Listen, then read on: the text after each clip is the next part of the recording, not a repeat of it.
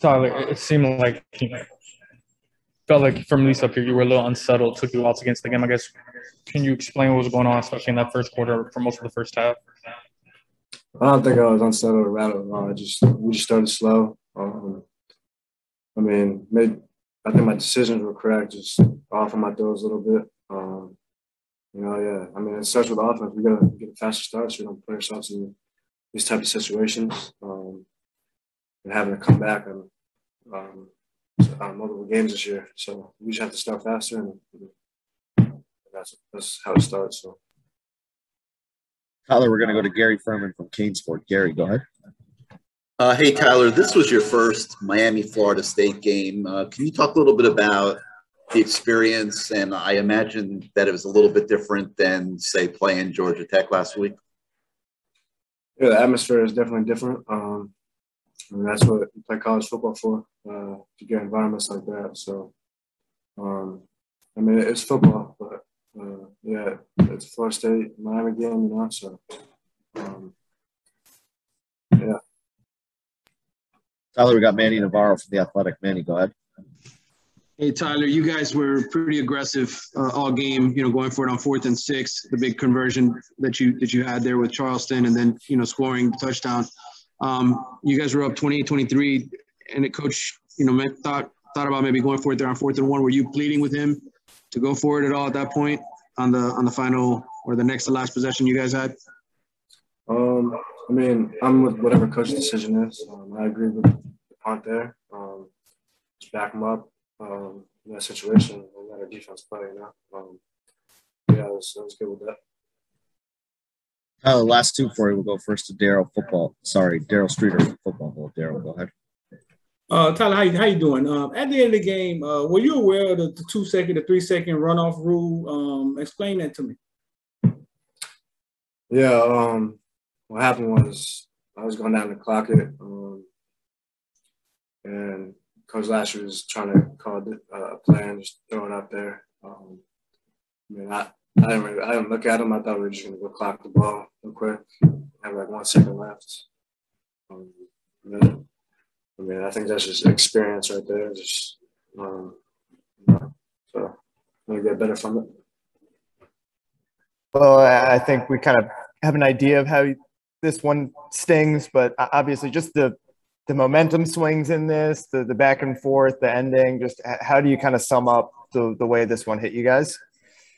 Yeah, coming into this game, regardless of records on either side, it's going to be a tough one. I think we definitely hurt ourselves in the beginning, with turning the ball over and whatnot.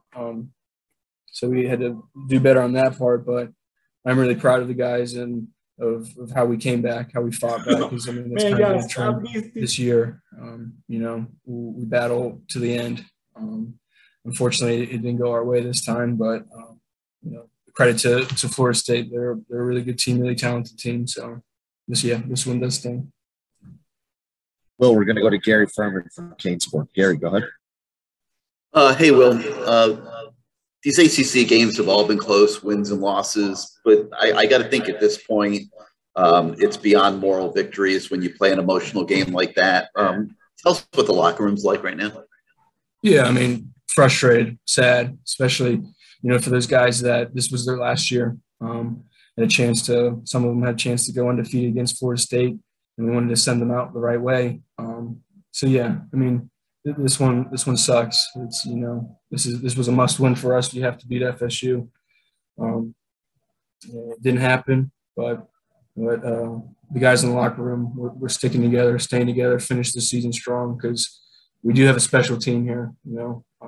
I truly believe that. I believe that we have special players, special coaches. So we just got to keep it and finish. Well, we got a couple more hands up. We got Manny Navarro from The Athletic. Manny, go ahead. Will, you guys obviously mounted a hell of a comeback, down 17-0. But just curious kind of what was going wrong for you guys early. Tyler looked like he was off. Can you put your finger on kind of what was just not working for you guys in the beginning? That's collectively as a whole offense. There's stuff that everyone needed to do better. That's not a single person thing. That is a whole unit. We started slow. In the last couple of games, we've started really well, and we didn't do that tonight. kind of dug ourselves in a hole. But, you know, even going into halftime, you know, there's no doubt in my mind that we were going to come back and give us a chance to win. So, and I still have that confidence in everyone on the team and every guy on offense because, like I said, this is a special team. So just got to keep going. Coach had mentioned just playing in front of a big crowd like this, that, you know, 71,000. Were there nerves at all? Did you guys feel coming into this, you know, big crowd and everything else, was there maybe some anxiety?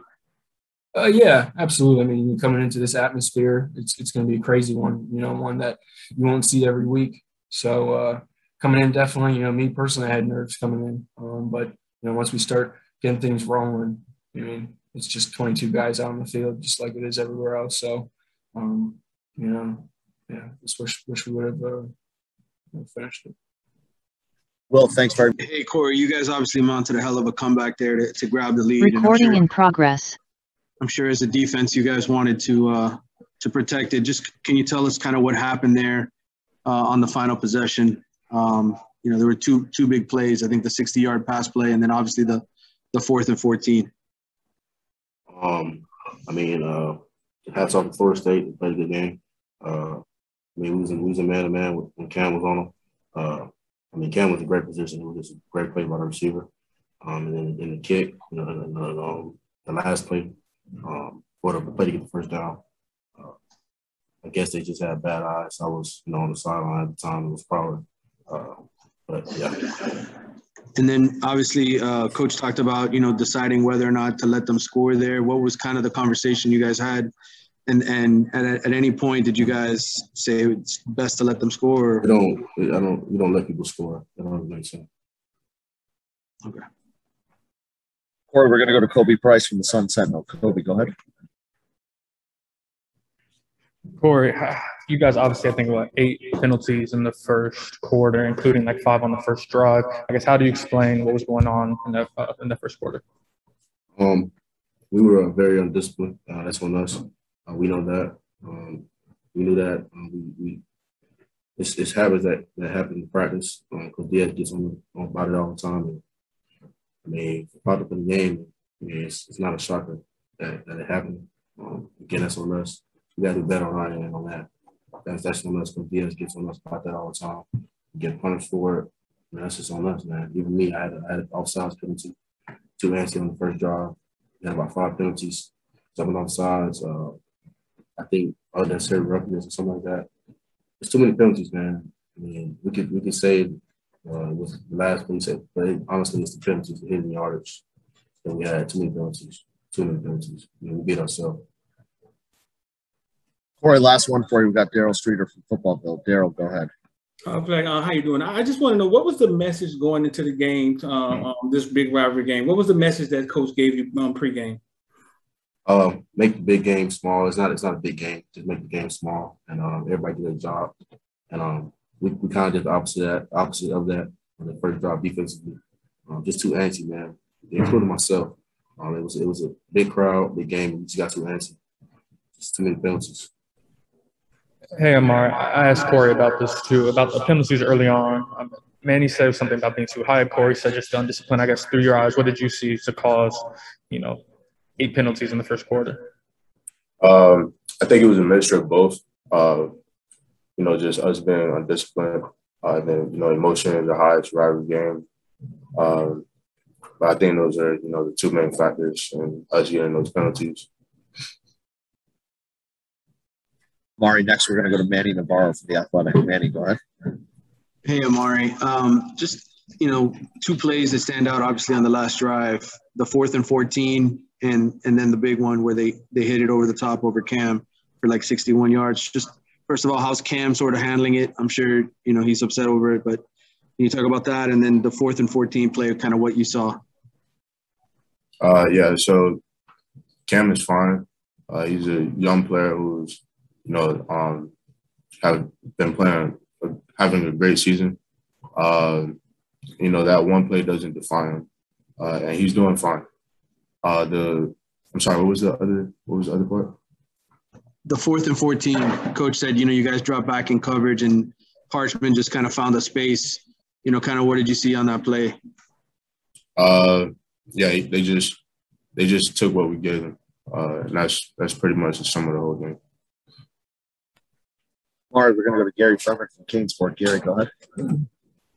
Yeah, Amari, obviously you guys went through so many emotion swings in that game. Obviously you're disappointed in the final result. Can you talk a little bit about what the experience was like for 3.5 hours?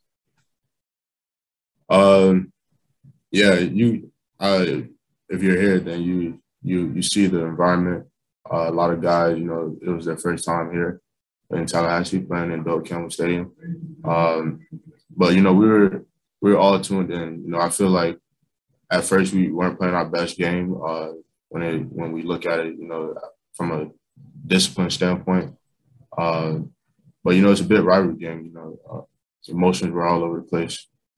We just got to continue to get better at managing those emotions.